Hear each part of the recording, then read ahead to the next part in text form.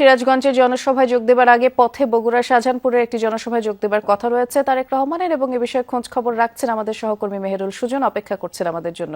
সুজন, কখন নাগাদ এই পথসভায় যোগ দিতে পারেন তারেক রহমান, একটু বিস্তারিত করে আমাদেরকে জানাবেন এবং যারা উপস্থিত হয়েছেন এখানকার নেতাকর্মীরা তারা কি বলছেন তাও জানতে চাই। কিন্তু আমি যদি আপনাকে একটু দেখানোর চেষ্টা করি, বিএনপি চেয়ারম্যান তারেক রহমান এই মাত্রই কিন্তু বগুড়ার শাহজাহানপুরের যে পথসভা সেই পথসভার সামনে চলে এসেছেন। তার যে নির্বাচনী গাড়িতে যে বাসটি যেটিতে করে তিনি সারা বাংলাদেশ ঘুরছেন সেই বাসটি কিন্তু চলে এসেছে। আমরা একটু আপনার মাধ্যমে দর্শকদের দেখানোর চেষ্টা করবো তারেক রহমান হয়তো অল্প সময়ের মধ্যেই এই পথসভার জন্য তিনি এখানে নামবেন। এবং বৃষ্টি, আমরা কিন্তু সকাল 10টার আগে এই পথসভার স্থলে এসেছিলাম এবং তখন থেকে আমরা দেখেছি হাজার হাজার নেতাকর্মী তারা কিন্তু তারেক রহমানের জন্য তার অপেক্ষায় তাকে বরণ করতে, তাকে স্বাগত জানাতে অপেক্ষা করছিলেন। এবং এই মুহূর্তে আমরা দেখতে পাচ্ছি যে তারেক রহমান তিনি কিন্তু নামছেন সেই তার যে লাল বাসটি রয়েছে নির্বাচনী, সেই বাসটি থেকে তিনি নামছেন এবং এইখানে যে পথসভা রয়েছে বৃষ্টি, সেই পথসভায় তার বক্তব্য দেওয়ার কথা রয়েছে। এবং আমরা এই মুহূর্তে দেখতে পাচ্ছি তারেক রহমানের এই আগমনকে ঘিরেই কিন্তু নেতাকর্মী যারা রয়েছেন তারা বেশ উৎফুল্ল এবং তারা কিন্তু মুহুর্মুহু স্লোগানে কিন্তু এই এলাকাটি প্রকম্পিত করছেন। তারেক রহমান এবং ধানের শীষের পক্ষে তারা স্লোগান দিচ্ছেন। আমরা এখন পর্যন্ত বৃষ্টি যতটুকু জানতে পেরেছি, তারেক রহমান এইখানে শাহজাহানপুর উপজেলা বিএনপি স্থানীয় যে সংসদীয় আসন রয়েছে বগুড়া ৭, সেই আসনের ধানের শীষের পক্ষে এখানে একটি পথসভার আয়োজন করেছেন। সেই পথসভায় যোগ দেওয়ার জন্য এই মুহূর্তে কিন্তু তারেক রহমান পৌঁছেছেন শাহজাহানপুর উপজেলায়। আমরা আসলে এখনো নিশ্চিত করে বলতে পারছি না যে তিনি গাড়ি থেকে নেমে এই পথসভায় আসবেন কিনা, তবে তিনি কিন্তু গাড়ির ভেতর থেকে, অর্থাৎ বাসের ভেতর থেকে কিন্তু তিনি এখানে যারা নেতাকর্মী রয়েছেন তাদেরকে কিন্তু তিনি হাত নেড়ে শুভেচ্ছা জানাচ্ছেন গাড়ির ভেতর থেকেই।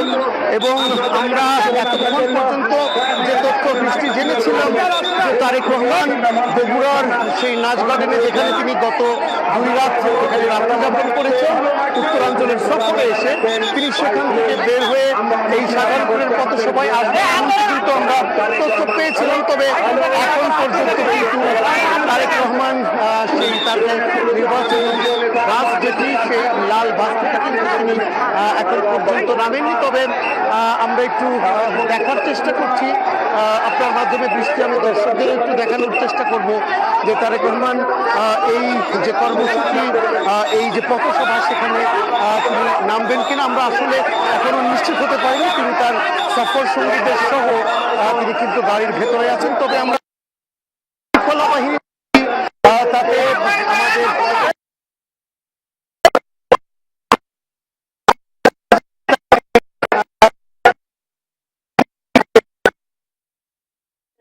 আমাদের দেখার জন্য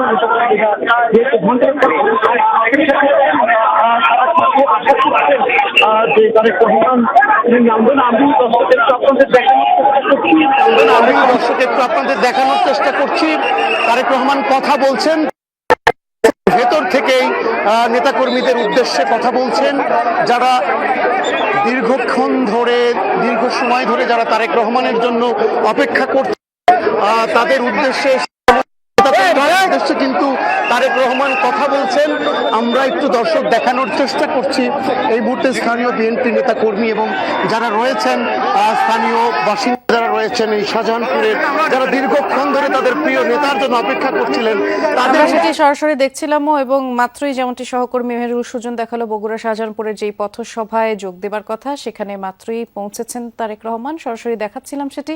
এ পর্যায়ে আমরা যাব সিরাজগঞ্জের বেসিক শিল্প পার্কে, কারণ সেখানে আবার বিকেলে তারেক রহমানের নির্বাচনী জনসভা রয়েছে। আমাদের সহকর্মী গোলাম মোস্তফা রুবেল অপেক্ষা করছেন আমাদের জন্য।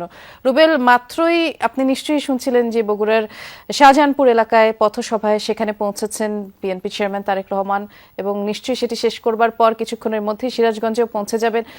এই আগমনকে ঘিরে আপনি নেতাকর্মীদের উচ্ছ্বাস কেমন দেখছেন, একটু বিস্তারিত করে জানাবেন। বৃষ্টি, আসলে দীর্ঘ 20 বছর পর তারেক রহমান আসছেন সিরাজগঞ্জে। আসলে সিরাজগঞ্জ মানুষ কিন্তু অনেকটাই উৎসাহ উদ্দীপনার মধ্যে দিয়ে তারেক রহমানকে বরণ করার জন্য পুরোটাই প্রস্তুত দেখানোর চেষ্টা করে আপনি দেখতে পাবেন। যদিও তারেক রহমান এখন রয়েছেন মাজিরা পয়েন্টে, তারপরে ওখানে বক্তব্য শেষ করে শেরপুরে আসবেন। শেরপুরের পরে মূলত সিরাজগঞ্জে আসবেন। তার আসতে নাগাদ মিনিমাম কমপক্ষে 2:30 থেকে 3টা বেজে যাবে। সেই অপেক্ষায় কিন্তু মানুষ থাকছে না। ইতিমধ্যে কিন্তু মানে এখানে হাজার হাজার মানুষ অর্থাৎ নেতাকর্মী যারা রয়েছেন তারেক রহমানকে এক নজর দেখার জন্য সিরাজগঞ্জের মানুষ তারা কিন্তু অধীর অপেক্ষা করছেন সকাল থেকে। ইতিমধ্যে কিন্তু বিসিক শিল্পনগরীতে নেতাকর্মীদের উপচে পড়া ভিড় লক্ষ্য করা যাচ্ছে এবং তারা কিন্তু এসে উপস্থিত হয়েছেন তাদের প্রিয় নেতাকে এক নজর দেখার জন্য। কারণ দীর্ঘ 20 বছর পর তারেক রহমান তিনি সিরাজগঞ্জে আসছেন, এই আশাকে ঘিরে কিন্তু অনেকটাই উৎসাহ উদ্দীপনা আমরা লক্ষ্য করছি সিরাজগঞ্জের সকল মানুষের মাঝে। ইতিমধ্যে কিন্তু নেতাকর্মীরা যারা রয়েছেন, বিশেষ করে কর্মীরা রয়েছেন এবং সাধারণ মানুষ যারা রয়েছেন তারা কিন্তু এসেছেন এবং তারাও কিন্তু আসলে নেতাকে এক নজর দেখার জন্য কিন্তু এখানে অধীর অপেক্ষায় রয়েছেন। প্রচণ্ড রোদের মাঝে হলেও কিন্তু অপেক্ষার কমতি নেই। তারা কিন্তু বলে আছেন যে কখন নেতা আসবে তখন তাকে এক নজর দেখার জন্য তারা এই অধীর অপেক্ষায় রয়েছেন। তিনি কিন্তু তারা বলছেন একই সাথে সিরাজগঞ্জের মানুষ যে সিরাজগঞ্জের উন্নয়নের জন্য তারেক রহমান কিছু আজকে বলে যাবেন। কারণ সিরাজগঞ্জের সবচেয়ে বড় একটি সমস্যা নদী ভাঙন সমস্যা। নদী ভাঙন ও রোধ কল্পে তারেক রহমান কি করবেন সেটি বলবেন। একই সাথে তাঁত শিল্পে সমৃদ্ধ ভরে সিরাজগঞ্জ, তাঁত শিল্পের উন্নয়নের জন্য কি করবেন। এখানে দুগ্ধ শিল্প রয়েছে আমাদের, সেই দুগ্ধ শিল্পকে উন্নয়ন ঘটানোর জন্য কি কি প্রতিশ্রুতি দিবেন। একই সাথে শিল্প নগরী হিসেবে সিরাজগঞ্জকে গড়ে তোলার জন্য এখানে বিসিক শিল্প নগরী যেটা রয়েছেন সেখানেও বেশ কিছু অবকাঠামো প্রয়োজন। পাশাপাশি এখানে ইকোনমিক জোন রয়েছেন, অন্যান্য যে প্রতিষ্ঠানগুলো রয়েছেন সেই প্রতিষ্ঠানগুলোর কি কি উন্নয়ন ঘটাবেন এবং সিরাজগঞ্জের মানুষের যে আশা আকাঙ্ক্ষা রয়েছে সেই আশা আকাঙ্ক্ষার কি প্রতিফলন করবে আগামীতে সেগুলো তারেক রহমান হয়তো আজকে বলবেন। যে কারণে কিন্তু সিরাজগঞ্জের মানুষ এবং এখানে আশেপাশে যে সমস্ত জেলাগুলো রয়েছে, বিশেষ করে পাবনা রয়েছে, কুষ্টিয়া রয়েছে, সেখান থেকে কিন্তু নেতাকর্মীরা আসছেন এবং পাবনা থেকে কিন্তু ইতিমধ্যে যারা এখানকার এমপি ক্যান্ডিডেট রয়েছেন অর্থাৎ মনোনয়ন পেয়েছেন তারাও কিন্তু এসেছেন এবং সিরাজগঞ্জের সকল যারা মনোনয়ন পেয়েছেন সেই মনোনয়ন প্রার্থীরা তারা মঞ্চে এসেছেন এবং তাদেরকে পরিচয় করে দেবেন। একই সাথে সিরাজগঞ্জের উন্নয়নের কথাগুলো তারেক রহমান বলবেন, এমনটাই কিন্তু অধীর অপেক্ষায় বসে আছেন সিরাজগঞ্জের মানুষ। বৃষ্টি, আমরা শুনছিলাম সেটি। ধন্যবাদ রুবেল।